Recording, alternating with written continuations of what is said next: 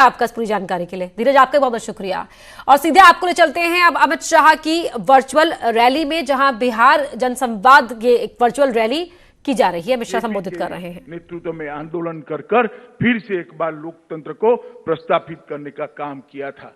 आज मैं जौहर साहब और राम मनोहर लोहिया जी को भी याद करूंगा, क्योंकि ये दोनों की कर्मभूमि भी बिहार रही है।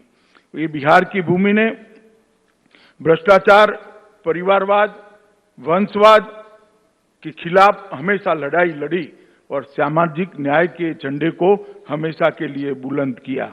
मित्रों, आज मैं जब आपके सामने ये वर्चुअल रैली के माध्यम से आपके सामने बात कर रहा हूं, कुछ लोगों ने अभी थाली बजाकर ये रैली का स्वागत किया है। मुझे अच्छा लगा कि देर सवेर मोदी जी की अपील को उन्होंने माना और कोरोना के खिलाफ थाली बजाकर जंग के अंदर वो जुड़ गए। कुछ लोगों ने इसको बिहार की चुनावी सभा कहकर कहा। मैं ये सभी वक्र दृष्टा लोगों को कहना चाहता हूं, इस रैली का चुनाव से कोई स्नान सूतक का संबंध नहीं है। ये भारतीय जनता पार्टी है जो लोकतंत्र में विश्वास रखती है।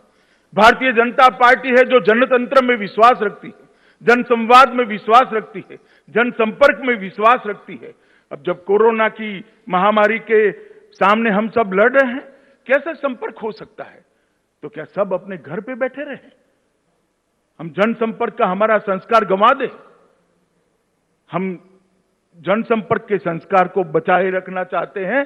मैं जगत प्रकाश नड्डा जी, भारतीय जनता पार्टी के राष्ट्रीय अध्यक्ष जी को बहुत बहुत बधाई देता हूं कि 75 वर्चुअल रैली के माध्यम से देश भर की जनता का हर मंडल तक संपर्क करने का उन्होंने जरिया प्रदान किया है।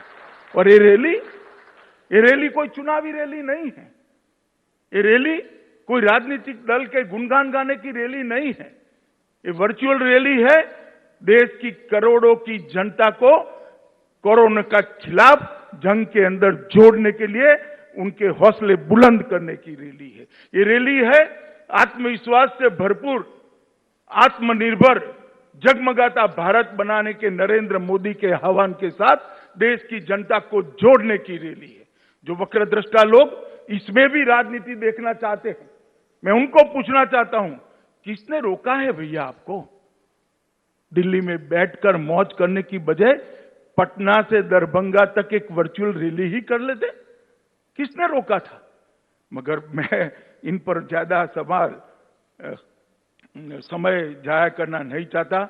मित्रों, नड्डा जी ने भारतीय जनता पार्टी के कई नेताओं के माध्यम से देश में 75 वर्चुअल रैलियों को आयोजित किया है और मुझे भरोसा है ये वर्चुअल रैली के माध्यम से न केवल भारतीय जनता पार्टी के करोड़ों कार्यकर्ता, परंतु करोड़ों की देश की जनता का संपर्क कर आत्मनिर्भर भारत की हमारे मोदी जी के आह्वान को हम सफल बनाने के लिए जुट जाएंगे, जनता को भी जोड़ेंगे और कोरोना के खिलाफ जो लड़ाई मोदी जी ने छेड़ी है, इसमें विजयी होकर भारत फिर से एक बार आत्मविश्वास के साथ आत्मनिर्भर भारत के रास्ते पर चल पड़ेगा।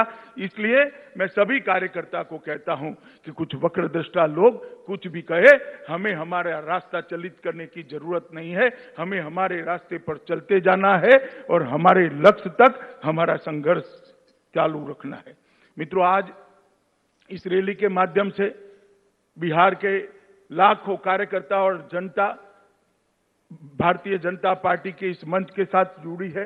मैं सभी को मनपूर्वक प्रणाम करना चाहता हूं, क्योंकि जब कभी भी भारतीय जनता पार्टी के नेता नरेंद्र मोदी जी बिहार की जनता के सामने अपनी झोली लेकर वोट मांगने आए, मोदी जी की झोली को आपने वोटों से भरकर पूर्ण बहुमत दोनों बार दिलाया।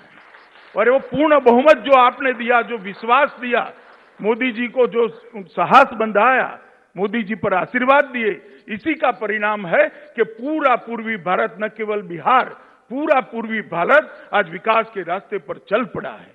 2014 में मोदी जी ने कहा था कि भारत का विकास जो अब तक चला, उसमें पश्चिमी भारत और पूर्वी भारत के विकास के अंदर बहुत बड़ा अंतर है।